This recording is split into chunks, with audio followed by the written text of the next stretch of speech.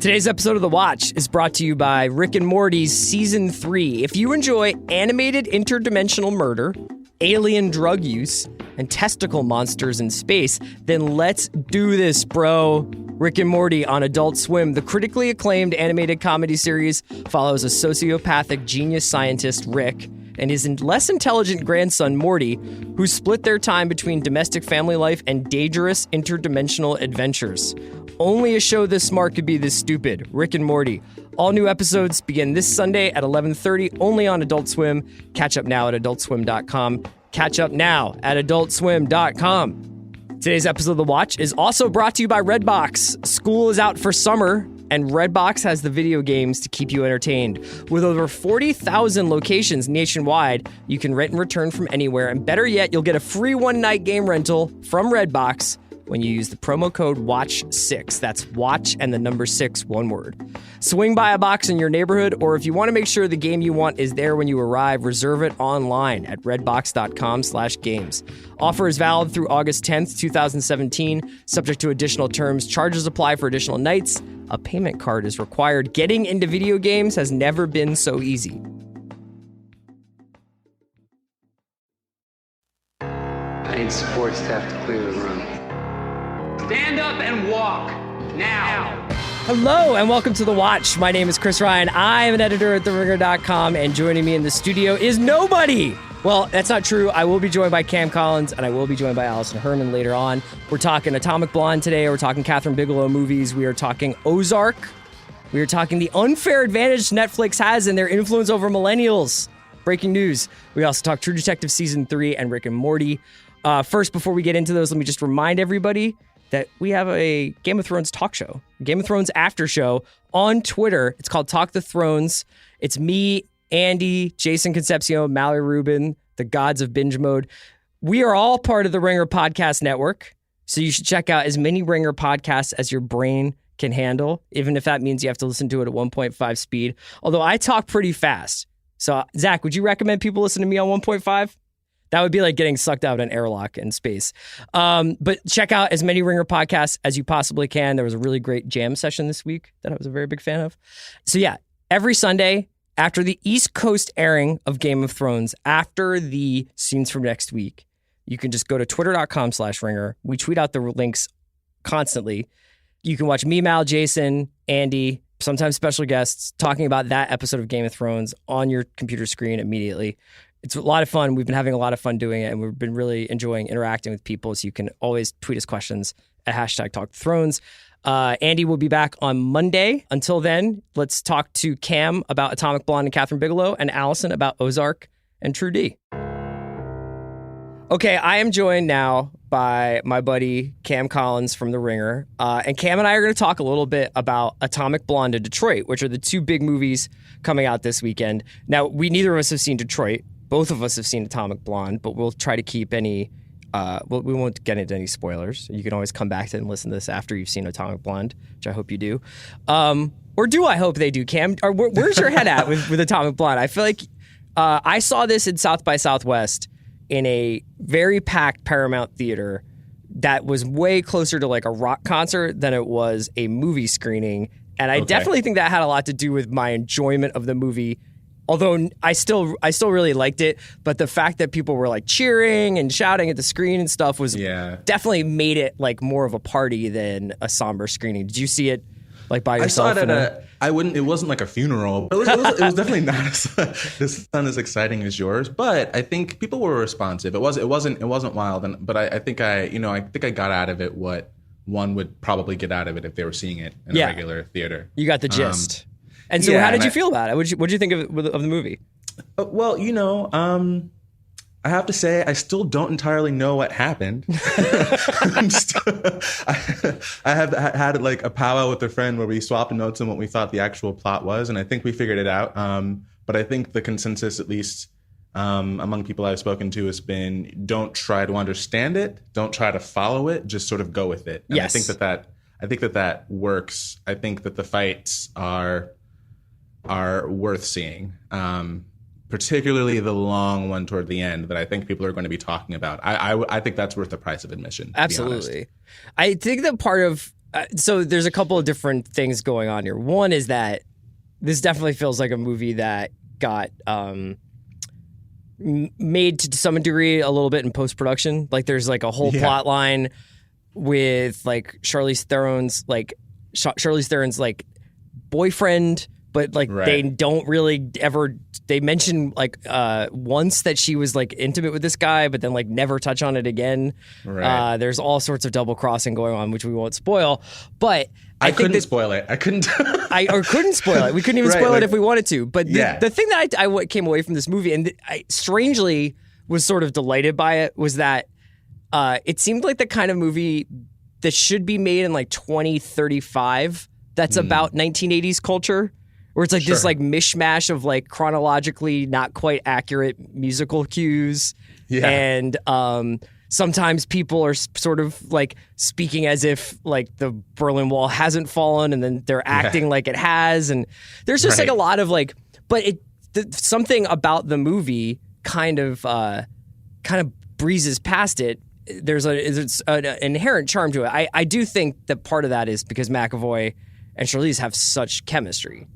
Yeah, absolutely. I mean, I think the thing that carried me through the movie was that like one of the first things you see is, you know, Charlize like beaten like someone's beaten the shit out of Charlize Theron in this movie. You can tell that she's on the winning side of that fight, but the movie opens with her, you know, like slipping into an ice bath with bruises all over her body and like just disgustingly broken up. Yeah, drinking vodka. Yeah. Yeah. So like opens with the promise of, okay, at the very least, this movie is going to explain to me how and why you did this to Charlize Theron. And when you get to that part of the movie, it's like, okay, well, you know, the rest, it doesn't really need to add up. It's fine. Because we understand that this is just a movie about Charlize Theron beating ass. Yeah. You know, I watched the videos, unlike everyone else, I watched the videos on YouTube where Charlize talks about like all the fight training she did and how she was beating these dudes up. Like, I like that kind of stuff. Yeah. And that's as fun as the movie for me. Like, the script is clearly not the star of the movie. The star of the movie is Charlize Theron doing her own stunts and obliterating people. Yeah, it's it does not have, I think the people have been comparing it a little bit to John Wick, and I think that the real genius of John Wick was the simplicity of the motivation of the character, which is they killed his dog and then he just goes apeshit on them. Yeah. Like, there is no such simplicity in this movie, and they try to make it into a kind of Tinker Tailor Soldier Spy, you know, hunt the double agent, and John Goodman and Toby Jones get involved, and they're like CIA and MI6, and there's a lot of fun with that. But you know, we've been living in this superhero industrial complex for longer than I can even remember when we weren't. Yeah.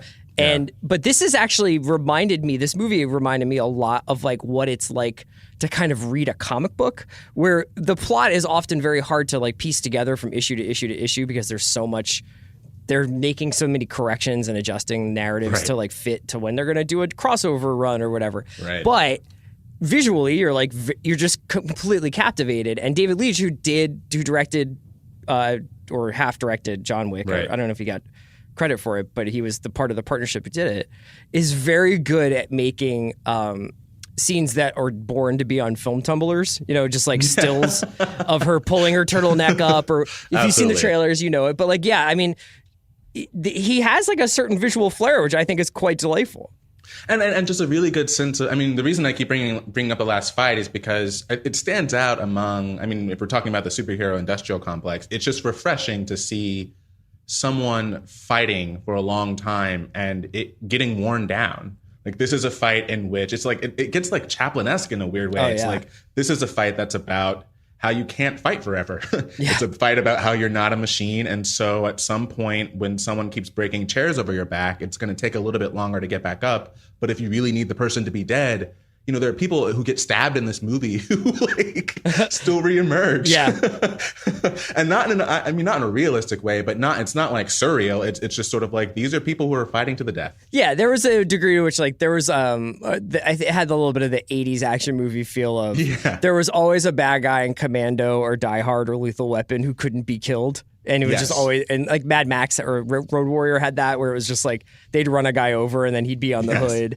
And this is really not that far short of that. It really No, I'd say that that's the spirit that this movie was definitely made in. I do recommend it. It is just like the music's fun. She's great. James McAvoy's great. And it doesn't I make think any if you're sense. like already on the side of like a movie like John Wick, I think if you kind of know if it's like from the guy who did or co-directed John Wick plus Charlize Theron in the middle of her kind of action heroine ice queen phase. Yeah. Like I think you kind of know what you're going to get, but I think some of the fighting is still by those standards is still really impressive. It's quite good. I was impressed. Kind of wanted to bounce this off of you. This is something that Greenwald and I have talked about a little bit in the last couple of weeks where, he came out of Baby Driver and I think he was a little bit like more, I mean, he was obviously just like he wasn't that blown away by it, Yeah. but I think that he was affected and we talked about this idea that movies like Baby Driver and I would say even to some extent Atomic Blonde, it seemed to be weighed down a little bit by this responsibility to be an antidote to the other stuff that's in theaters at the same time. And, you see a ton of movies. You also see a ton of smaller films that like maybe some of our listeners don't get a chance to see or won't get a chance to see in the theaters initially. But do you ever get that feeling like there's this like extra responsibility placed on films like Atomic Blonde and Baby Driver that aren't Logan, that aren't Wonder Woman, that aren't setting up 13 sequels, although I could totally see them making more Atomic Blondes of this. I mean, there's got to be a sequel to Yeah, Atomic Blonde, right? Yeah, right. But that idea that it's like, I know it's adapted from a comic book, but it's not superhero mythology. We have to set up the James McAvoy spinoff thing. What do you think of that? No, I think that's right, and I think it even affects. I mean, in the one sense, someone like Christopher Nolan is sort of above this because he's someone who's making his own movies at a high, with huge budgets and doing kind of what he wants to do with a level of control that the vast majority of directors right now don't have and won't have. But even in the way that we talk about Dunkirk as being the movie that you need to go to the theaters to see because it's not a superhero movie. It's a really good war drama for adults that's really expensive, that looks as great, if not, actually, it looks much better than most superhero movies. But somehow still these other things get carried into the conversation. Yeah. Like it seems like you can't make a major Hollywood movie right now unless it's a comedy without people thinking about what it isn't. Yes. And what it isn't is it's not a superhero movie. Even if I do think 007, for example, is increasingly superheroic, and that John Wick and Atomic Blonde are movies in which, there's a scene early in Atomic Blonde where someone gets hit by a car, and the way that they get hit by the car does not really, to my mind, reflect the way that one would get hit by a car, it does not honor the laws of gravity or physiology, to my knowledge. Yeah. It feels like a little bit, I don't want to say superhero movie, but it does feel like it does belong in a different kind of movie world. I think these things are sort of suffusing everything. So I do think we sort of go out of our way to, not just we, but like publicists and filmmakers go out of their way to point out when something isn't, it's not that kind of movie. I think we do overemphasize that. Yeah. But also, I mean, it's like, it's what's dominant right now. So that makes sense. If people are sick of what's dominant or they want to pretend that they're sick of what's dominant, then yeah, this is how you get their asses in the seats. Yeah. I was talking with Amanda about this the other day because I can't remember what movie we were talking about, but she was just like, I think I might have been talking about Dunkirk, and we were just talking about like the sort of satisfaction of like a beginning, middle, and end movie that just is like a 2-hour experience that you can take and then digest and think about and just have as the only thing. But then the dominant mode of storytelling in Hollywood right now is this constant sense of feeling like they're trying to extend it.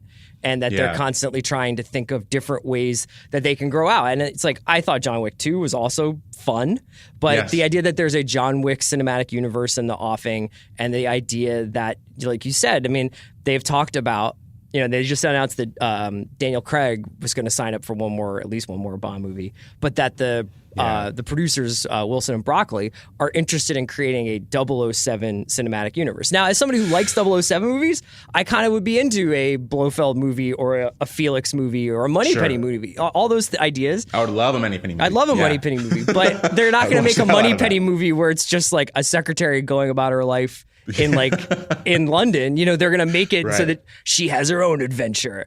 And I don't know. I just think that it's not necessarily a rejection of superhero culture as much as it is an exhaustion with the constant connective tissue that these movies are spreading out to another movie, another possible movie, another possible movie. You know, it's funny you say that because, one of the really important differences for me between John Wick and John Wick 2 is that John Wick 2 very much went out of its way to put John Wick in this, to show us this larger world of criminals and this service industry that goes along with this larger world of criminals that like was implied in the first movie, or more than implied, right? You have the people who come by and take care of the bodies in his house, but it's different when you realize like, no, this is international. This has its own currency. You could make movies about a lot of different people. I'm not cynically saying that that's what John Wick 2 is going out of its way to do, to set up other movies, but it's like this extended universe that this movie goes out of its way to give us. That's a little different than like the sort of lone criminal sad guy whose dog died, who's just him against the world. It's like when you put him in an actual world full of a bunch of people like him, you throw Common in there. It's just like it's a little different, and I feel like that is partially in response to feeling like these things need to exist in worlds much greater than the ones that we're seeing. Yeah, I mean, we talk often on the show about like the creeping auteur, like the filmmaking auteurism of television, and I think that that's sort of dissipated a little bit. But I also think that television is having a huge impact on films because they're realizing like, we could just like keep teasing this out and keep teasing this out.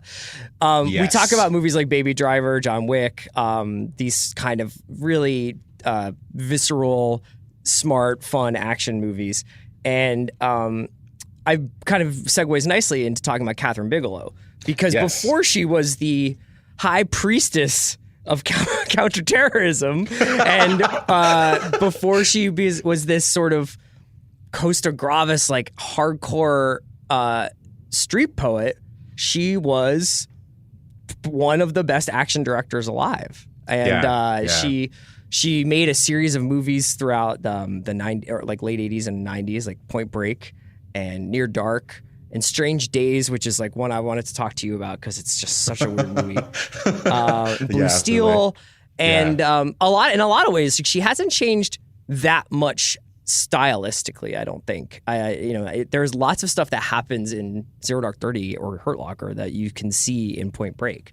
Absolutely. But, I don't know where you want to start with her. Do you want to start talking about like her older films or her more recent work? Because I find her career to be so fascinating and in some ways wonderful and in some ways kind of sad. Can I just say up front that as much respect as I have for the filmmaking in The Hurt Locker and Zero Dark 30 and I would imagine Detroit, which I'm seeing soon, I miss old weird Bigelow. Yeah. I miss the weirdness of Strange Days. Like a movie whose premise is there's like 5 premises in that movie. But one of the premises is that Angela Bassett and Ralph Fiennes would be best friends in a movie. Yes. Which is why it's a sci-fi movie. I don't care why, like whatever, yes, it was like written by James Cameron or whatever, but like it's a sci-fi movie because what? Like it's a kind of movie that like I would love to see from her again. Not that being the high priestess of counterterrorism isn't, that's her lane. Yeah, right. No one's making that kind of movie right now, particularly not with the skill that she's like high end. I just rewatched Hurt Locker this morning and was again very taken with just how incredibly well made and just beautifully precise that movie is. But I miss like when Jamie Lee Curtis is playing a lady cop in Blue Steel and is like being hunted by this like weird psychosexual like predator dude. Yeah. Like I don't know. Like I miss movies like Point Break in part because like she just does that so much better than, in terms of like mainstream filmmakers. I miss a filmmaker who's just so skilled at precise thrilling genre. Yeah, and I don't know whether to necessarily tie that. I mean, I think she was somebody who was able to take really essentially pulpy material, whether it was surfer FBI agents or vampires roaming the sort of Badlands like in Near Dark, or were they Texas? I can't remember where Near Dark takes place. But then she gets sort of tied up with making these movies with Mark Bull, and I still, as a film, the politics of it are very debatable. I think Zero Dark 30 is incredible. And Hurt Locker is one of the most exhausting physical like experiences you can have. Just the tension it winds up creating, and also it's just like such a perfect like subtly small movie because there's really only like 4 characters in Hurt Locker. Yes. Which of those films from the later period, Hurt Locker, Zero Dark, which one's really striking to you? You said you just rewatched Hurt Locker. Have you rewatched Zero Dark 30 recently? I rewatched Zero Dark 30 maybe like half a year ago. I think so. I'm pro between these two, Hurt Locker, because Zero Dark 30, what I can't quite get past is Jessica Chastain's character has never really added up to me. And I think that's partially because her character is an assemblage of multiple people. Mm-hmm. When I figured that out, I that sort of made sense. Like the character is sort of a cipher. Also, I like morally cannot get with any movie in which, spoiler alert, Jennifer Ely dies. I think there should be a rule. That's great. I'm so glad that that's morally what you have a problem with Zero Dark 30 is that Jennifer Ely. I feel like the other conversations have already exhausted themselves. But can we talk about like the fact that should not be okay? There should be a law against like blowing Jennifer Ely up. Yeah. I don't care if in real life her character did, like if that happened. I don't know if it's accurate or what. I just know that was not okay with me. Yeah. And that was the first thing that I thought when I left that theater. Was like, how could you do that? How could you do that to me? I always like that was sort of like the underrated part about Zero Dark is just how many random people just show up for 2 or 3 minutes. Like Mark Duplass as as like the computer expert or something or whatever he is. Yeah. Edgar Ramirez is in it for like 10 minutes. Like, but even Hurt Locker, I'd forgotten that Guy Pearce is in it. I'd forgotten that Ray Fiennes is in it. Ray Fiennes is really good in Hurt Locker. He's really so good in Hurt Locker. Who's the character actor who plays the general that Jeremy Renner meets and he's like, you're a cowboy? Oh, I know exactly who you mean, whose name I forgot. Yeah, and he's just in 100,000 different shows. I can't remember. But yeah, she has a great eye for casting and it's always amazing when these people turn up.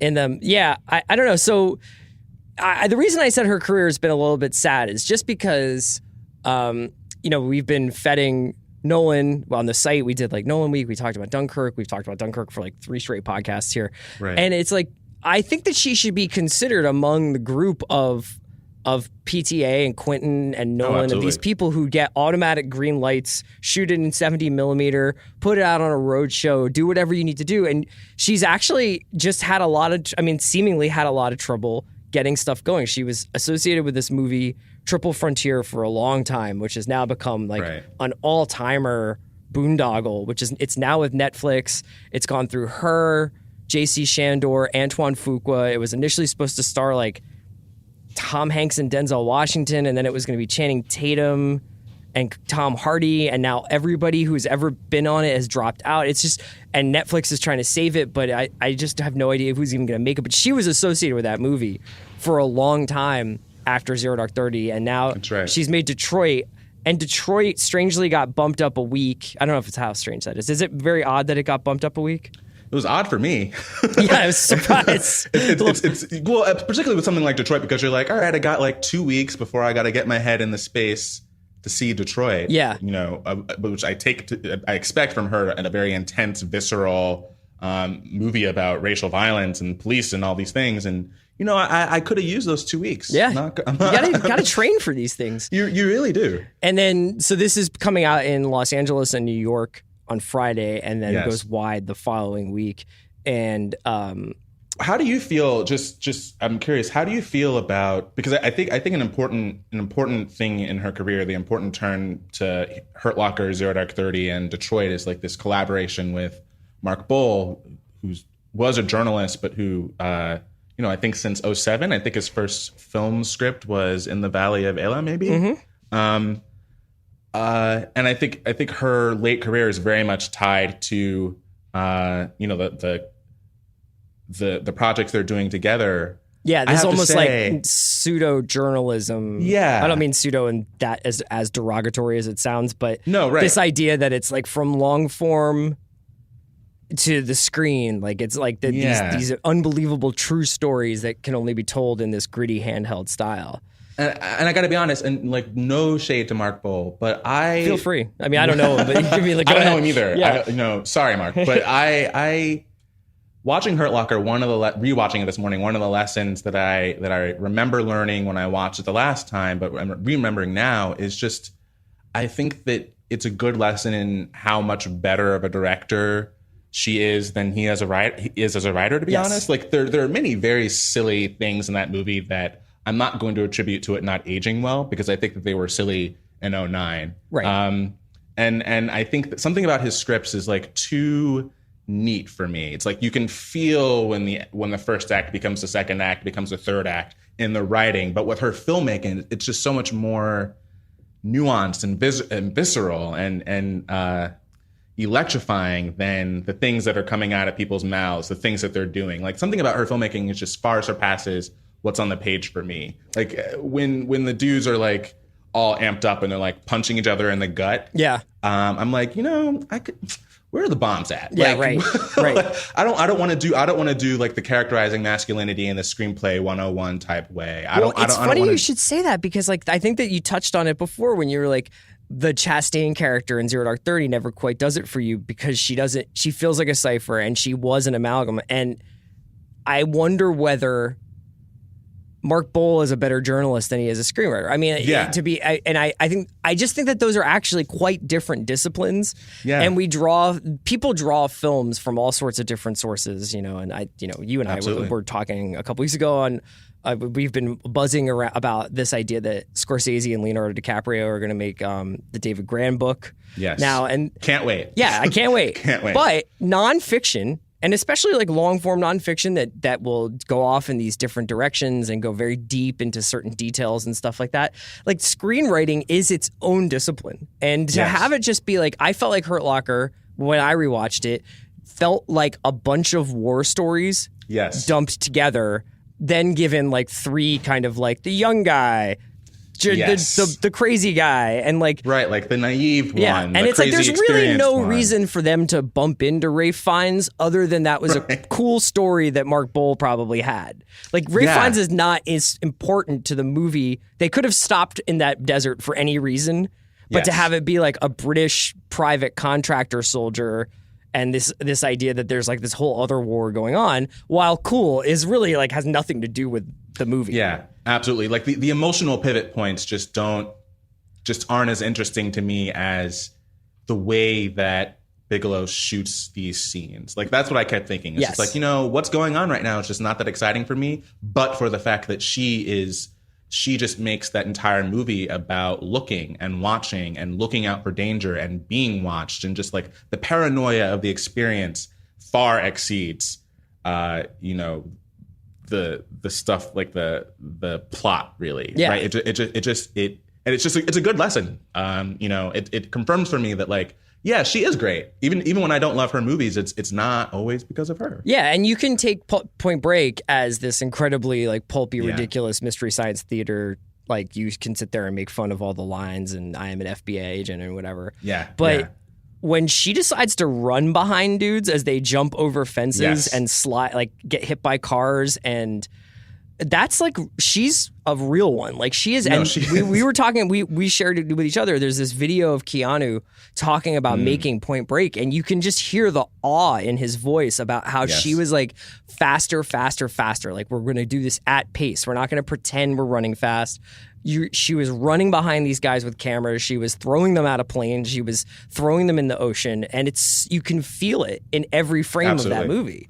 I mean, among contemporary American directors, I think Bigelow and Michael Mann are the two most interesting, and maybe Soderbergh, people who make movies about professionals. Yes. About people who are extraordinary at what they do. I mean, in Bigelow's case, it's like I was driven a little bit crazy by this thing that I'm so good at. Yeah. But I'm worn down by it. I'm exhausted by it. But it's like Mann and Soderbergh are really just so good at making you interested in people doing things extremely well, and the emotional and psychological tolls and the ways that they perform those things and the context in which those things happen. Yeah, the process is everything for them. Yeah, the process is just watching Jeremy Renner. I mean, there's that moment where he pulls off the wires and he's surrounded by bombs, and just watching him frustratingly think his way through how to defuse these bombs. It's just like, this is fantastic. This is fascinating. Yeah. She's great. Okay, I'll let you go in a second, but just for our listeners, is there a movie that you've kind of like that's gone under the radar, or that's like on streaming or is on iTunes that has come out in the last couple of weeks that we haven't been talking about that you want to recommend to people? Well, I would say, first of all, if you really are in the mood for dirty humor, please go see Girls Trip, because that made me almost piss my pants with just shock and laughter.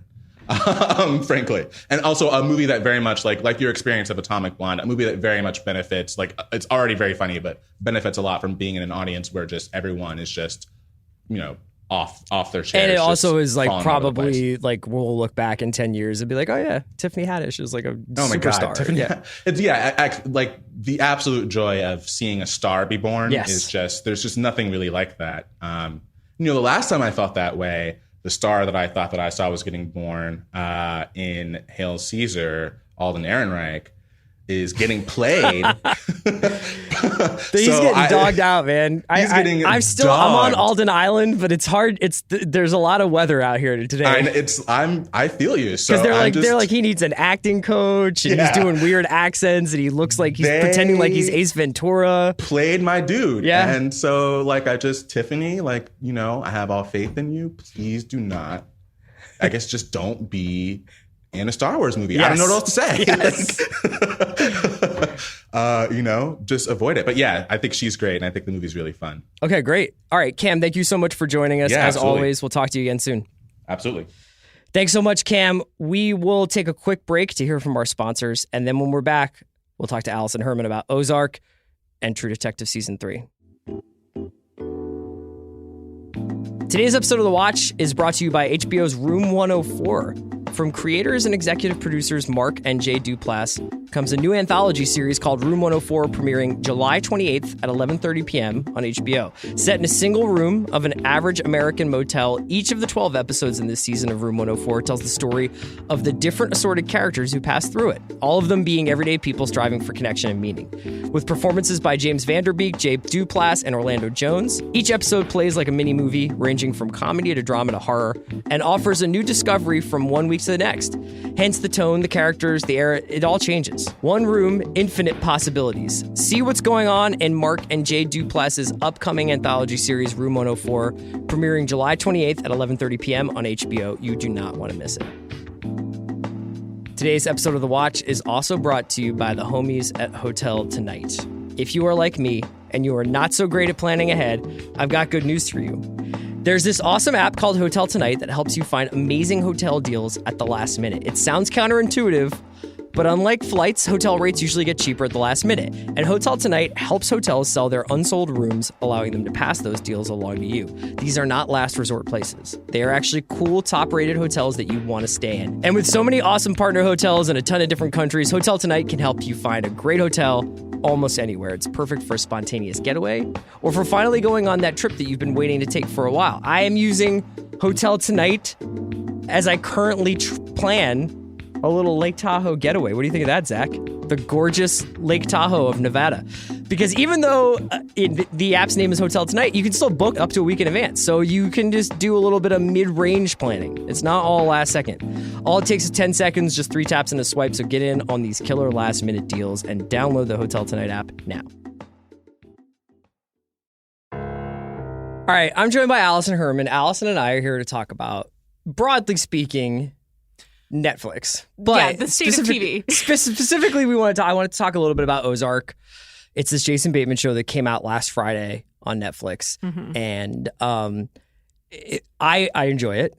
I really I find it to be like a very familiar and fun experience for myself, even though the whole thing about it is that it's this dark, brooding show. I mean, I think the key word here is familiar. I think that's both the reason why some people enjoy it and the reason why a lot of people might not be super interested in it or might dislike it. I mean, I think dislike is a little bit of a strong term, but I think especially for a TV critic such as myself, but really all TV viewers, there's kind of this sense of we've seen a lot of things before, more than ever now that we're in peak TV. And specifically, there's a particular kind of cliche that I think has emerged over the last few years, which is the anti-hero show, but stripped of kind of the novelty and deeper meaning is going to sound mean. The difficult man show is worn, its novelty is worn off. Yeah, I totally understand but that. the difficult man show as going through the motions and not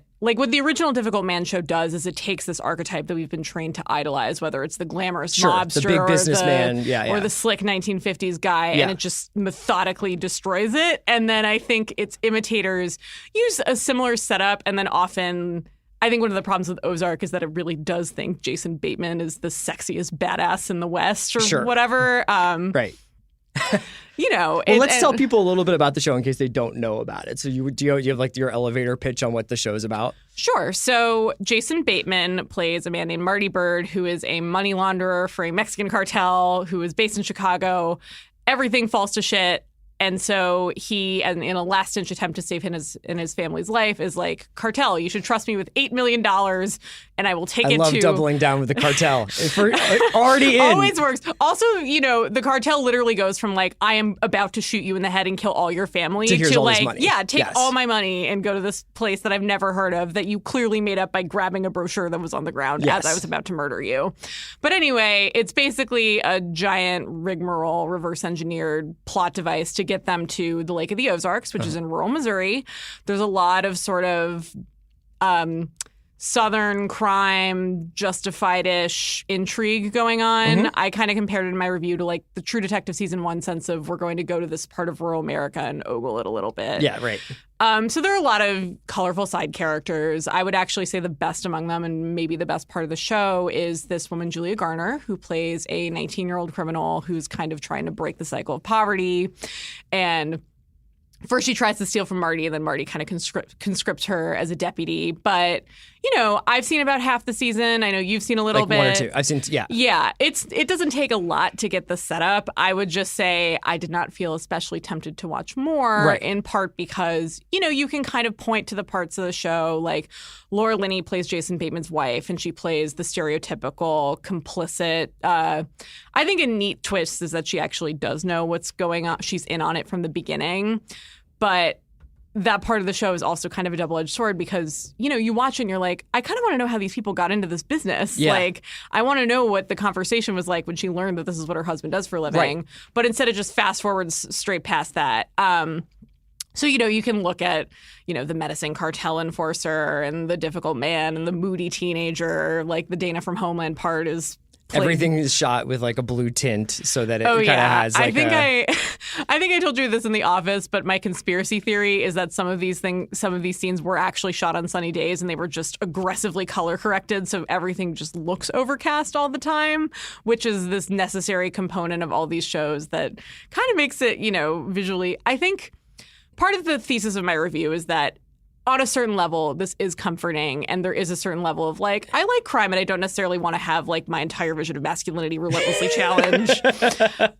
But to get that kind of comforting repetition, you need something like a procedural rhythm where, you know, something happens within a 50-minute period that leaves you satisfied. And I think another thing, a problem that Ozark has that a lot of Netflix shows have right now is that it's very wonkily paced. So see, I actually disagree with you about that. Okay, so this is where I'll jump in just to say that I have been going through a thing recently where I feel like I've been giving a lot of other shows a shot. And I think because of that, I have a little bit of first few episode fatigue, where, you know, like when you're like, you'll watch something for a little while and like you finish House of Cards or you don't finish House of Cards or you do whatever. And you're like, okay, I'll start something else. And for some reason, it started either if even a brand new show or a new season of a new show or a new season of a show. And I get to like the first episode and I'd be like, God damn it. Like I just, even if it's the characters are completely different and the tone's completely different, the story is completely different, there are certain beats that I feel like I'm just like slogging through, and that a lot of people are like, you know, you're as a viewer handling so much television right now. And then the showrunners, though, they're like, this is my shot. And this is my chance to be arty and to like disrupt how we tell stories or whatever. Or maybe there's going to be time shifting, or maybe there's just going to be really slow. So the thing is, I actually just, the reason why I'm so into Ozark is I felt like it was like, we know how to make television. Like, so the argument is that it's radically uninterested in hooking you. Is that? I thought I was hooked, and I actually felt like the very reason why what you're saying about like, oh, we skip over the part where Laura Linney has to have her come to Jesus moment. I was like, great, let's just get right into like On the Run, you know, like. Well, I think, you know, it's cool to be like, we're not going to do the come to Jesus moment, but there needs to be something to replace it. Totally. And I have very little sense of who Laura Linney's character is, except that she likes to swear a lot. Yes, into it. Yeah. There's a lot of posturing to like make her seem badass. Yeah. She says the phrase "fucking pistachio ice cream" like multiple times. Yeah. It doesn't quite get better with repetition.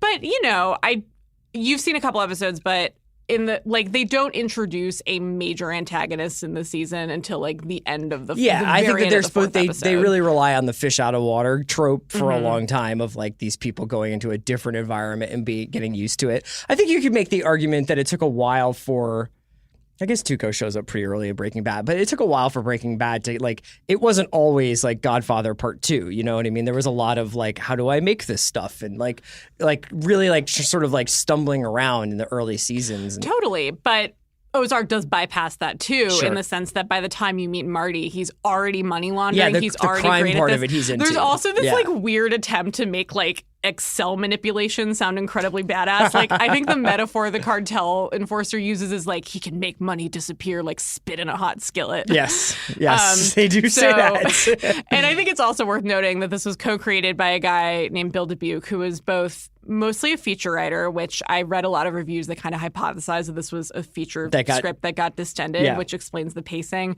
but specifically is the screenwriter of The Accountant. So I'm noticing a pattern here. He loves numbers and what numbers can do for crime. Or just like is really bad at numbers and is just in awe of people who can manipulate them. Yeah. I really want to know this dude's psychology, but clearly there's something there. So we're a little bit at odds on Ozark itself, but I would say that if you're looking for like a cool crime show, it's worth a shot. The reason why I wanted to talk about Ozark anyway, but this is part of a larger conversation that you and I have been sort of having, and I've really been fascinated by this take that you've had, which is that I think you seem to think that shows that are on Netflix, new shows specifically, right, are getting a little bit more of a shot from whether it's critics who are like, I have to review it, it's the new, or is it viewers themselves? I would actually say it's viewers, mostly because as a critic, I'm both obligated to see a lot of stuff and mostly I just have access to it. Yeah. I get screeners, it's around me, I'm up on release schedules. Right. So the reason why this came up is our colleague Sean Yu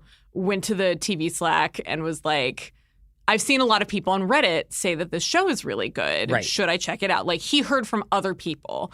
And this is actually the second show in a row from Netflix that I've given a less than favorable review to, the first being Friends from College. And in both cases... Which I also watched without enjoyed? second, but enjoyed, but I'm also that age, so like it Yeah. wasn't like that complicated for me to be like, even with my problems with the show, I just can't stop watching it.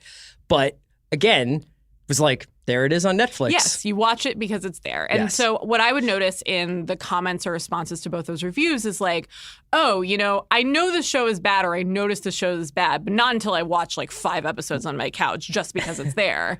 And I would especially notice that among like my age group. So I'm in my 20s and you guys have noted this before, but people my age generally don't invest in cable. It's just not something. I love the fact that you're even saying invest.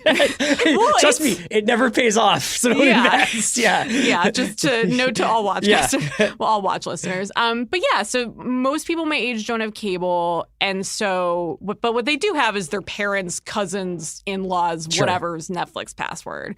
And so what I will Made in get America when... week. So what I'll get when I'm recommending a show that's on like AMC or FX or even a network, it'll be like, okay, but is it on Hulu or Netflix? Yes. Like, how can I watch it? And I actually have a really good friend who was really excited for Atlanta and was fully aware, likes Donald Glover, was fully aware of all the critical reception, but she didn't watch it until it showed up on Hulu because she doesn't have cable. Okay. And so what I think that, you know, there's one side of that, which means like shows that are not on streaming have a hard time like finding their way to a millennial audience. And then the other side of that is when you're on streaming, it's just there. So you're going to press play. So as a TV critic who spends a lot of my time screaming into the void that like The Leftovers is the greatest show of the last 5 years or whatever, there is a little bit of, I have my personal axe to grind. I would love it if people would watch *Halt and Catch Fire*. Yeah. Which actually is on Netflix. You should watch it. Yeah. But, you know, it's more something. This is like fascinating to me on a couple of different levels. Okay. First of all, the fact that I don't know, like the idea that network television and terrestrial cable, premium cable television is somehow at a disadvantage with an entire generation of people who are just like, yeah, like the conversation is the conversation, but I'm just going to participate in it at a later date. But that is actually a huge market inefficiency for Netflix by doing what they're doing, because it is allowing them to have your take and the critical conventional take about something coincide with when everybody else is going to watch it, right? Like, so that's a huge sea change. I guess like I haven't even thought about until you kind of brought this up. But on the other hand, I also do hear you that like it does seem like people would sooner watch the 7th show on Netflix that's like on their front panel or like their intro screen, their intro page to Netflix, their homepage to Netflix or whatever. I don't know why I can't say that. Then dig at and be like, okay, I'm going to go like call up Stars on Demand and get American Gods or do it like whatever the non-Netflix portal is. That's actually a really great example was American Gods, my review. Like every single comment was, oh, I guess I have to get Stars now. Ugh. Or or, oh no, I don't have Stars. What do I do? And so I think there's like a really interesting accessibility issue that I can't tell if it's purely anecdotal, but I don't see this problem going away because we're going to get old. You know, my generation. Well, I do think that there's older. something to have to, there's something about subscription-based models where it's like if you are paying $15 a month for Netflix and $9 a month for Hulu, you're not also going to want to spend $2 per episode on American Gods on iTunes if it's available there. And if you don't already have Stars, then it's just like that's SOL for that. You know, it's like a very specific. I mean, my mom watches everything on demand. Like she doesn't even know how to operate any of these streaming services. So she's at the other end of the spectrum, and I'm sure most people exist in the middle where they have some kind of basic cable package, but then watch Netflix in some capacity. Although my parents did become cord cutters several years ago. Congratulations to the Herman family. Yeah, I mean, I then had to be like, but you know, like my cord cutting only worked because I stole all of your passwords. So now I do have cable. I'm a law-abiding citizen. Good. But I mean, I don't know why I'm saying good. Like I'm standing up for Time Warner Spectrum here. I should also note that I don't want to say all shows on Netflix get an unfair amount of attention. Netflix makes a lot of great shows that I happily use my platform to boost. But it is just an interesting shift. And I also do think like part of it is like a monopoly thing. Like I don't think people realize that if they don't watch anything, if they don't pay for anything on except for Netflix, then Stars is not going to be able to make American Gods. Absolutely not. If it's subscriber. Yeah, I mean, and I think that we're actually, you could make a connection, albeit unsubstantiated one, that pivot away from prestige drama that Cinemax pretty much explicitly made after the Nick was shut down, when they were just like, we're not going to make these like small dramas anymore. We're going to stick to the genre stuff that we know puts butts in seats on a weekly basis. That's like a direct correlation. Like if you're not making the time to go find the Nick, then they're just gonna stop making shows like that, and they'll keep making tons of shows to fill up the hours. But it's really funny. I mean, like, you know what? When we were watching Thrones for Talk the Thrones on Sunday, there was an ad before it where it was like movies live here on HBO, and I was like, oh yeah, right. That's like one of the biggest reasons why people have HBO. Yeah, is to watch Jurassic World when it comes out. I will also say, like, some of our colleagues talk a lot about, you know, oh, I'll watch it because it's on cable. Yeah, we talk about the rewatchability of movies that are cable movies. Yes, yeah. And I am totally one of those people where it's like the idea of watching something just by coincidence just does not make sense to me. I do everything by appointment viewing, which I know is a very generational thing. You know what? The thing is that like I have actually been having. So when my wife goes away on vacation, I like put away all these like things where I'm like, but she's not going to want to watch like early 70s French crime movies. So I'm going to like, but it's like when you start to add up, if you really want to start like, I'm not saying disposable income, but disposing of your income, like on a bunch of streams. So you can have Shudder, you can like watch horror movies, you can have Filmstruck and watch all the Criterion stuff. Criterion stuff's also on Hulu. It has a big movie library. Not anymore, right? Oh no, right, because it's on Filmstruck. Netflix still has a big movie library, obviously, although it's getting more and more, I would say, almost like B-movie-ish in some ways, like where like there's just like a lot of like, what is this, like the snake in the lake kind of thing. You can really like, it's hard to be like random. Like I still like channel surfing to some extent, but more often than not we'll wind up just watching Property Brothers if that happens. But if you're gonna watch something, it's rarely like, oh, Preacher's on. Like, I can't remember the yeah. last time I've randomly watched a television show. Yeah, or, I mean, to bring it full circle, it's almost like streaming is kind of replacing it in the sense that, like, Hulu actually just announced today that they are adding a bunch of, like, really vintage sitcoms like Full House, which is actually sort of interesting. Like, I guess Netflix, even though they have the Full House sequel, will not have Full House. Yeah. But, you know, in the similar, like, I'm browsing and I just see something and I'm like, oh, I'll happen to watch that is kind of the millennial equivalent of watching something because it's on cable. Right. But in terms of, like, new series, which is what we were talking about to begin with, I do think there's, like, a really interesting, you know, you just have a leg up if you have, which is our colleague Victor Luckerson did a great piece on stand-up comedy on Netflix. Yeah, and they were absolutely. sort of saying, I've like, watched way more stand-up comedy in the last year and a half than I have probably in the last 10 years. Yeah, and they were saying, you know, it pays off because the viewership is so great. It's built-in marketing. Yeah. You just... And the overhead's low. I Yeah. mean, for typically, I mean, when you're paying Chris Rock what you're paying him, it's not low. But I can't imagine that, like, Eliza Schlesinger's, like, comedy special costs a ton of money, right? Like, yeah, this is really interesting. So let me ask you this. Do the shows that become sensations on Netflix, like 13 Reasons Why, what do you think happens if 13 Reasons Why is just on Showtime? Showtime specifically, I mean, it's a teen show, so I'm not... I guess, like, if it were on Freeform, maybe. But... Because I think that 13 Reasons Why was something that actually didn't have a ton of response in its first week. It was... Stranger Things had, like, a pretty decent, like, oh, this looks really cool, I'm going to check it out. And then 2 weeks later, it was, like, the only thing anybody talked about. And 13 Reasons Why seemed like it had an initial wave of, like, everybody was kind of like, oh, okay, it's a Netflix show, I'll check it out. And then, like, 2 weeks later, like, the teens fully found it. Is that fair? Yeah, I think that's fair. And it's also, you know, there was that, like, weird second wave of, like, the backlash almost amplified it because all these parents got these letters that were like, by the way, there's this show that your kid's probably watching. Right. My parents got one from my little brother's But do school. you think, I'm not even saying, like, a network with different standards in terms of, like, what they can and can't show, but a network that's just not necessarily something that people get whenever they open their laptop. Yeah, no, totally. And I think it would have been more of a niche, like, this is a thing the teens are into. Although it's sort of interesting to, like, consider the reverse. Like, Big Little Lies was a bidding war between HBO and Netflix. Yeah. And I kept trying to think, like, what would happen if this just was dumped on Netflix? Well, and I don't think it would have. This gets back to, like, way. a larger conversation about whether it's good for television or not, right? So I've found that when I do this kind of, like, trying to organize my viewing thing, what happens is if I miss a couple of weeks of Preacher or if I miss a couple of weeks of, anything, I just get, like, very overwhelmed by, like, wow, it's not just like an episode of Preacher. I don't even think about it as episodes. I'm like, when am I going to have 5 hours to watch Preacher?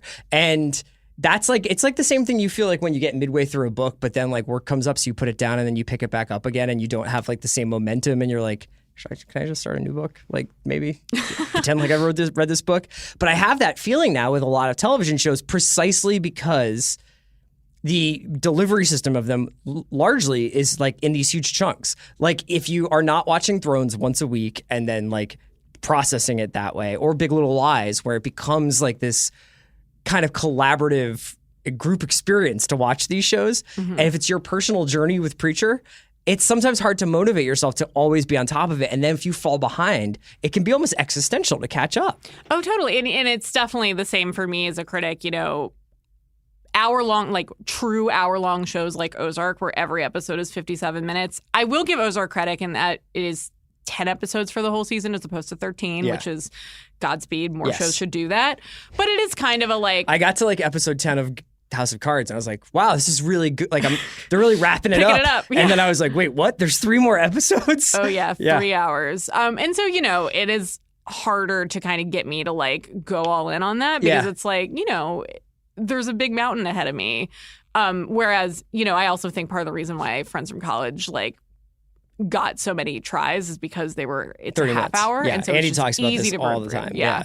Yeah. So, okay, Ozark, we might be divided on. Give me another show that you're really excited about right now. So this is a piece that will be going up on theringer.com, a website you should check out this weekend. But I actually believe I hyped this, like, one of the previous times I think it was one podcast. of your recommends, Yes.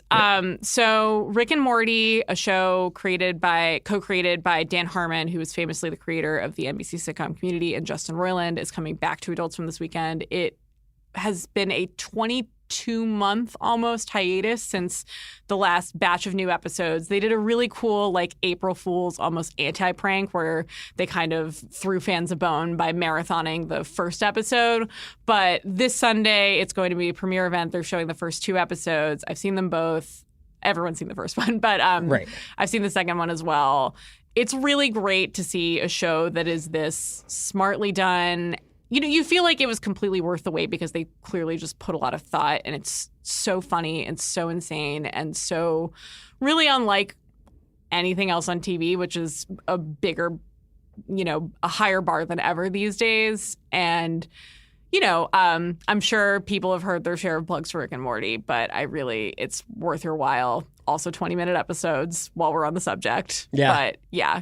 I have something to plug that is non-existent. Okay. And is not 20 minutes long. Okay.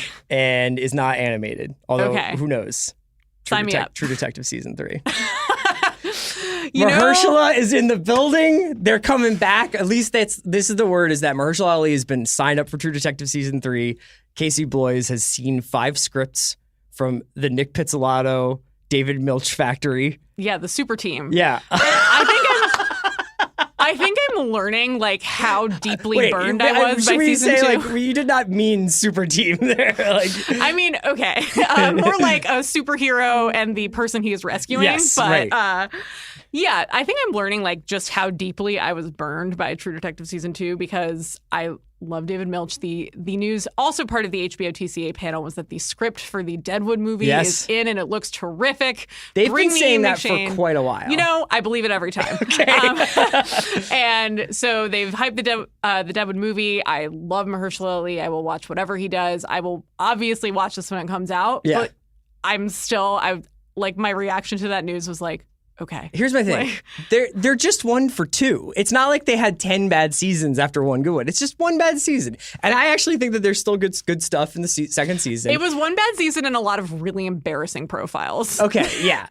I think that for some reason, the True Detective idea and this idea that you can make these incredibly stylish deep dives into these in these cops or however you want to interpret the idea of True Detective and this idea of like someone who has damaged themselves looking into a crime. But I don't even know if that's the thing that has to apply to every one of these.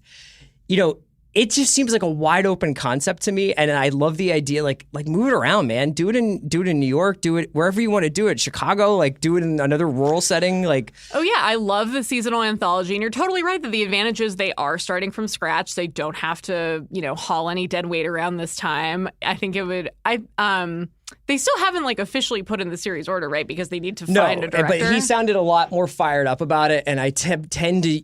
And people, I mean, HBO has gotten to the point where like they have shot pilots, if not more, of shows that they then don't go forward with. But this was like still a very popular thing for them, and it does seem like I have a feeling it would come back.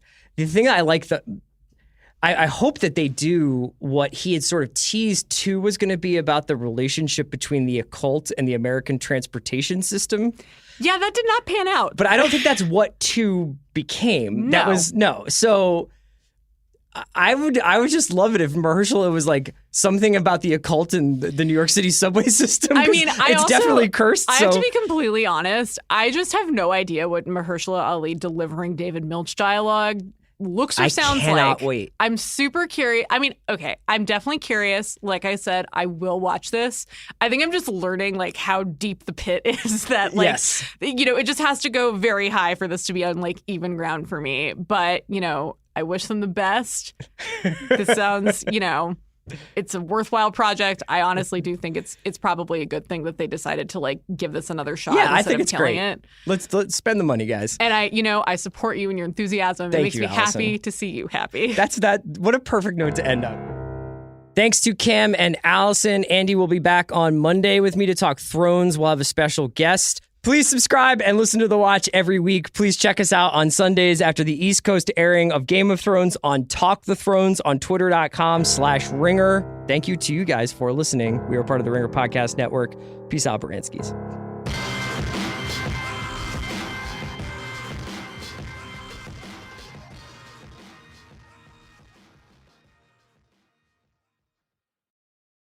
Today's episode of The Watch was brought to you by Redbox. School is out for summer, and Redbox has the video games to keep you entertained. With over 40,000 locations nationwide, you can rent and return anywhere. Better yet, you'll get a free one-night game rental from Redbox when you use the promo code WATCH6. That's WATCH, number 6, all one word. Swing by a box in your neighborhood, or if you want to make sure the game you want is there when you arrive, reserve it online at redbox.com/games.